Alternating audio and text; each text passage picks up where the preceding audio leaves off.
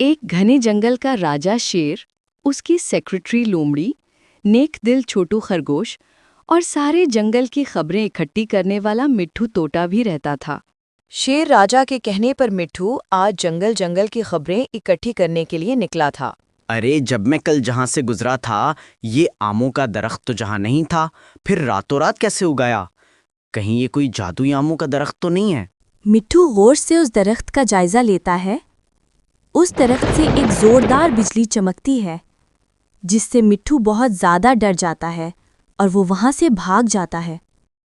मिट्ठू एक ही रात में आमों का दरख्त उगकर बड़ा हो गया। तुम्हारी कोई भी बात मेरी समझ में नहीं आ रही। आए हाय शेर राजा, कहीं कोई जादुई दरख्त तो नहीं उगाया हमारे जंगल में? चलो वहां जाकर ही देखते हैं कि आखिर मामला क्या है। अब वो जल्दी जल्दी उस जंगल की तरफ बढ़ते हैं। जब वो तीनों वहां पहुंचे, उन्होंने देखा आमों का दरख्त तो पूरे जोबन से चमक रहा था। अरे शेर राजा जी, कल जब मैं जहाँ से गुजरा, ये दरख्त तो जहाँ था ही नहीं। इन आमों में कोई खास बात जरूर है। देखो ना, कैसे हीरो की तरह चमक रहे हैं। जो सच बोलेगा उसे मीठा आम मिलेगा, जो झूठ बोलेगा उसे पत्थर का बना दूंगा। अरे भागो, ये दरख्त तो बोल भी रहा है। ओहो, तुम तो सारी जिंदगी डरते ही रहना। लगता है हमारे साथ किसी ने मजाक किया है। मैं एक आम तोड़ती हूँ और सब मिलकर मजे से खाते हैं। लोमड़ी ने एक आम उठाया और मजे लेकर खुद ही खा गई। किसी को कुछ नहीं दिया। क्योंकि लोमड़ी ने झूठ बोला, इसलिए दरख्त ने गुस्से में आकर उसे पत्थर का बना दिया था। अरे वाकई, ये तो एक जादुई दरख्त है। ऐ प्यारे जादुई दरख्त, मैं इस जंगल का शेर राजा हूँ। आप मेरे कहने पर एक दफा लोमड़ी को मुआफ कर दें। ये आइंदा कभी भी किसी से झूठ नहीं बोलेगी, इसकी गारंटी आपको मैं देता हूँ। दरख्त से एक रोशनी सी निकलती है जो लोमड़ी पर पड़ती है और लोमड़ी दोबारा अपनी असली हालत में आ जाती है और लोमड़ी बहुत ही खुश दिखाई देती है। चल छोटू, आज किसी नए जंगल में पेट पूजा के लिए चलते हैं।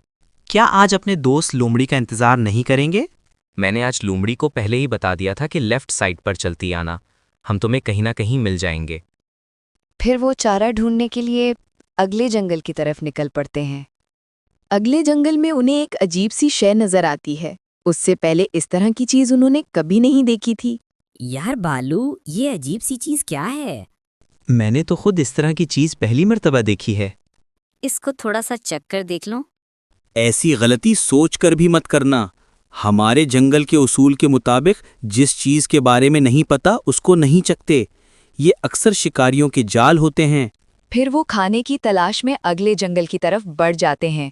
अगला ही जंगल में उन्हें मक्खन से भरी हुई एक हंडिया नजर आती है।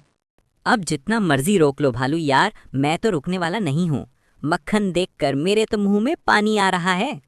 ठहर जाओ, ये कोई आम मक्खन नहीं है, बल्कि एक जादुई मक्खन है। जो लालच करके खाएगा वो पत्थर का बन जाएगा। जो नेकी करके खाएगा वो जंगल का सबसे ज्यादा ताकतवर बन जाएगा। अब लोमड़ी भी इसी जंगल में पहुंच चुकी थी, लेकिन लोमड़ी को किसी भी बात का कोई इल्म नहीं था। अब लोमड़ी ने ताजे मक्खन को देखा तो उसके मुंह में पानी आ गया था। अब लोमड़ी ने आओ देखा न ताओ, आते ही मक्खन को खाना शुरू कर दिया था। परी लोमड़ी की ये हरकत देखकर बहुत ही गुस्से में आ गई थी। परी ने गुस्से में आकर लोमड़ी पर अपना जादुई वार कर दिया था और लोमड़ी वहीं पर पत्थर की बन गई थी। अब उसे वही आजाद कराएगा जो एक नेकी करके आएगा। चूहे को याद आया, उसकी दोस्त चिड़िया तो कल से बीमार है। चूहे ने सोचा आज अपनी दोस्त के लिए दाना वो खुद ढूंढेगा। चूहा जल्दी से वहां से भागता है।